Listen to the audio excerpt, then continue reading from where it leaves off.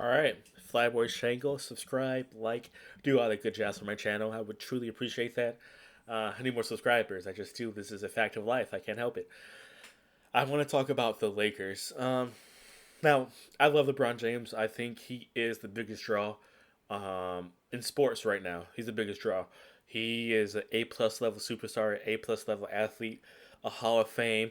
I think he's a top 7 player of all time. I don't think he's a top 5.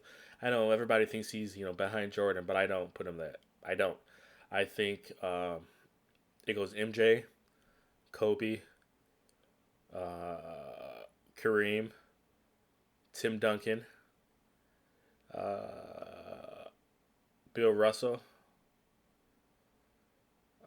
and then I would probably put it LeBron. Probably, yeah. But that's my top 7 or 6, whatever. But I think that we take him for granted. We don't see how great of a player he is and how much he's contributed to the game of basketball for the last 18 years. And I think a lot of people are trying to say that he doesn't deserve to be considered next to Jordan. He's a baby and all that jazz.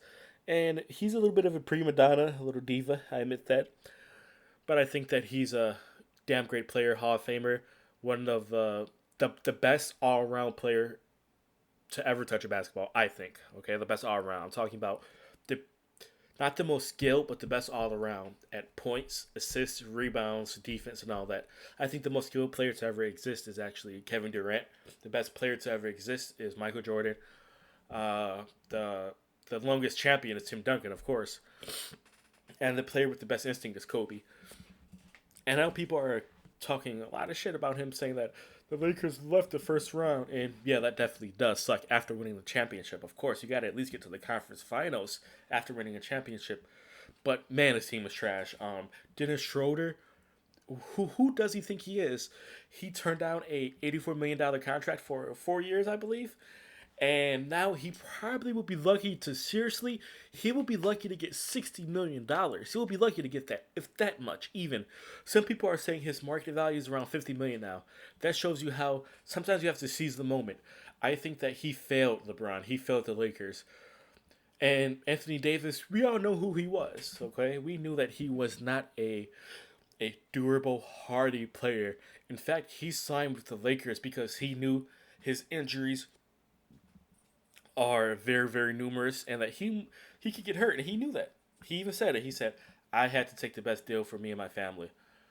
Okay, so we know that, and we know that he knows that he needs to hit the gym. He needs to maybe eat some potatoes, some beans. I'm not sure, but he needs to do something because his body failed him for this playoff. I mean, for this year, not just the playoffs. Um, we had to do what's the face, the bald white dude, Caruso. Okay, you can't expect much from him. I mean, he gives you a good, what, I think 10 points, but he wasn't there as well. Caldwell Pope, I believe, I think that's his name. Yeah, he no show. Kyle Kuzma, of course, he's just he better be lucky if he gets 6 million, 7 million a year. He was a no show, and he was disgusting.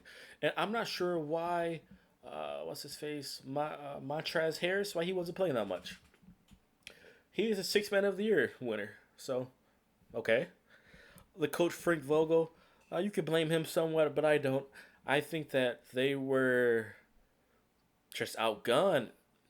Book was putting up just crazy numbers for the last few games. He had a decent second game and third game. He didn't really do too much, but with the leadership of Chris Paul, with Book, with Aiden, they were just too much. And Booker had 47 in the last game, and it's a new age. With all these new stars coming out, whether it's Donovan Mitchell, Joker, Trey Young, we have Luca, hell, Jason Tatum even. That it's going to be a new arena. So yeah, we should always blame the superstar always because he's the leader, he's the champion, he's the one that everybody looks to dominate, and I feel like he could have done a better job. LeBron could have, and I feel like sometimes I don't know if you guys are seeing this like me, but it seems like he's he's not there, if that makes sense. Maybe he's getting old, I'm not sure, but he's settling for jump shots. He's not going in all the time. And I feel like he's not gonna take you in 4 times in a row, take it to the paint 4 times in a row, and get fouled for 2 of them. I feel like that stage of his career, he's kind of realized he can't do that much because his body is his meal ticket. But at the same time, if you're gonna take jump shots and settle for jump shots, you're gonna have a hard time if you're not that natural at it. If you're not a Durant, a Klay Thompson, a Steph Curry, a Dame, you're gonna have a hard time keeping that rhythm going. But I think that Dennis Schroeder, Kyle Kuzma, they definitely need to go. They were awful, terrible. They disappeared. Um, Come on, man. I'm not even sure they had double digits. What was the point? They lost by like 30 points. And I think we need to really take a look at Frank Vogel. And is the dynasty over for the Lakers? I'm going to say no. We don't know what offseason pickups they're going to get. It's still Anthony Davis and LeBron. They're still two great players, and they'll still be in the top, 15 players next year. Uh, Clearly. So we have to wait and see. And I mean, it's definitely going to tarnish his legacy a little bit. You don't want to see some like young nigga like Devin Booker just drop 47 on you and kick you and make you go home. You just can't. You just can't have that. You're gonna have a little bit more pride than that. And then leaving 5 minutes early, not saying shaking hands, but this is a passionate game. If you never play the game, then you don't understand that after you lose a game and it's heartbreaking and you lose by a lot. You don't want to talk to anybody. In the perfect world, we would all be able to control our emotions and say, "Hey, if that was me, I would shake hands." But it's not you for a reason. You don't have that competitive hunger, that drive that these people have. It's the reason why they paid 30, 40 million a year. It's not because they're just naturally talented. It's because they have a tenacity, the willpower, the drive to succeed at the highest level. And this is the Coliseum all over again, guys. You don't understand it because you never lived it. Okay. And one story I remember at work, I was talking to this guy. He was saying, "Oh, oh, NBA players and football players, they have it easy. They make millions of dollars." And then my friend who was with me talking to this other guy, we were like, "Do you think that you have more pressure on you than a guy who's in the NFL or NBA?" He was like, "Yeah, I do. I have to work." We were like, "Dude, no, you don't. You've never made, you probably never made 6 figures in your life. These guys are playing for hundreds of millions of dollars, tens of millions of dollars, where one injury could end their career. Everything they've worked for the entirety of their life. They've bred themselves to be good at this one thing in life at such a high level that you can't comprehend how good they are." And we were saying that you're crazy if you think that playing for $1 million, $2 million, $10 million is less nerve-wracking than working for $60,000 a year. You're absurd. You're crazy. You're insane to think this. These guys are playing for millions of dollars with the potential for injury. You fall the wrong way, you can tear your ACL. You fall the other wrong way, you trip, you can have a level 3 ankle sprain out for 4 months. Come on, man. You don't know the pressure these guys face. Be serious.